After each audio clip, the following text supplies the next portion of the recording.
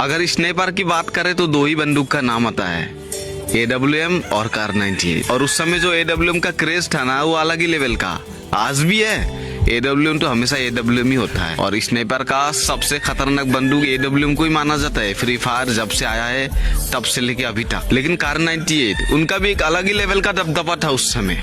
और पहले के मुकाबले कार 98 का जो क्रेज है ना, अभी बहुत ज्यादा कम हो गया है। और जब सामने वाला एनिमी कार 98 का मारेगा ना भाई, तब पता चलता है भाई क्या मार रहा है। तो डायरेक्ट पता ही लगता है भाई कार 98 मार रहा है, हवा पे गोली चला रहे और मार रहा है। अभी तो बंदूक में चिप वाला सिस्टम आया है, उसको चिप लगाना पड़ेगा तब जाके वो अपग्रेड होगा, तब उसको चलाना पड़ेगा। लेकिन पहले चिप वगैरह ऐसा कुछ होता नहीं था।